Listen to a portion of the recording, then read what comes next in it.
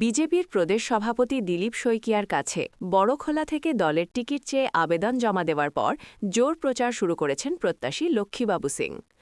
আসামের রাজনৈতিক মানচিত্রে আজও উপেক্ষিত মণিপুরী সম্প্রদায়।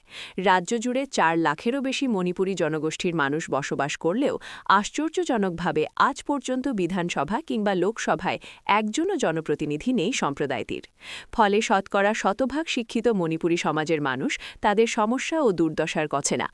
এই পরিস্থিতিতে আসন্ন বিধানসভা নির্বাচনকে মাথায় রেখে কাছাড়ের বড়খোলা আসন থেকে বিজেপির টিকিট চেয়ে দলের প্রদেশ সভাপতি দিলীপ শইকিয়ার হাতে একটি লিখিত আবেদনপত্র তুলে দেওয়ার পর লক্ষ্মীবাবু সিং এলাকায় জোরদার প্রচার শুরু করেছেন।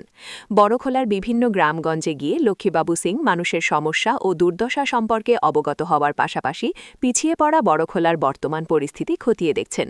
লক্ষ্মীবাবুকে কাছে পেয়ে বড়খোলার সাধারণ মানুষের মধ্যে নতুন করে আশা সঞ্চার হয়েছে। বিভিন্ন ভাষা জনগোষ্ঠীর মানুষ তাকে জোরালো সমর্থন জানিয়ে বিগত ৫ বছর ধরে পিছপড়া অঞ্চলটির প্রেক্ষাপট তুলে ধরে বর্তমান বিরোধী বিধায়কের কর্মকাণ্ড ওনার কাছে তুলে ধরেছেন। সবার একটাই কথা, বড়খোলার উন্নয়নকে ত্বরান্বিত করতে চাই বিজেপির বিধায়ক। সমাজ, জাতি ও বড়খোলার সার্বিক উন্নয়নে স্থানীয়দের বিপুল সংখ্যক সমর্থন লক্ষ্মীবাবু সিংকে উৎসাহ জুগিয়েছে।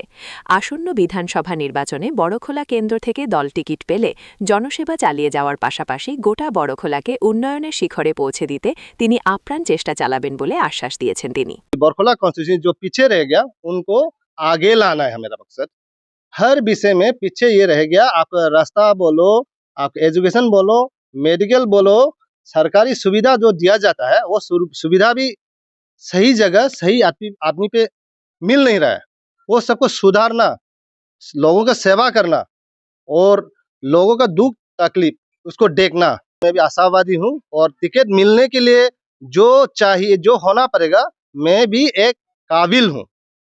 एक टिकट पाने के लिए एक क्राइटेरिया होता है, वो क्राइटेरिया मैं भी फुलफिल हूँ, तो मेरा भी हक बनते हैं। इसी हक के नाते मैं भी टिकट का दावेदार हूँ और मैं दिलीप शइकिया, आसाम सरकार बीजेपी और अपना हेमंत उन्हीं मामा के साथ काम करने का मेरा इरादा है। ৩৫ সাল পর কোনো এইরকম আমরা মণিপুরী সমাজের কোনো এমপি এমএলএ এরকম হয়নি। আমরা ভাগ্যবান মানব যে এবার ওনাকে এমএলএ হিসাবে আমরা মণিপুরী সমাজে পেয়েছি। মণিপুরী সমাজ ক্যান্ডিডেট হারুক বা জিতুক এটা অন্য ব্যাপার, কিন্তু উনি চাইবেন কি আমি ভোটটা উনিকেই দেব। নিশ্চয় আমার তো আশা আছে নিশ্চয়ই সাপোর্ট করবেন। কেন কি আজকে অনেক বছর আগে এখানে সুনাই অঞ্চলে, এখন তো বড়খোলা অঞ্চলে আছে, বিগত সুনাই অঞ্চল যখন ছিলাম তখনই তো মণিপুরী এমএলএ ছিলেন। এই তো সবাই সব সম্প্রদায়ের লোক উনিকে ভোট দিলেন, গতিকে তো মণিপুরী সম্প্রদায়ের লোক এমএলএ ছিলেন।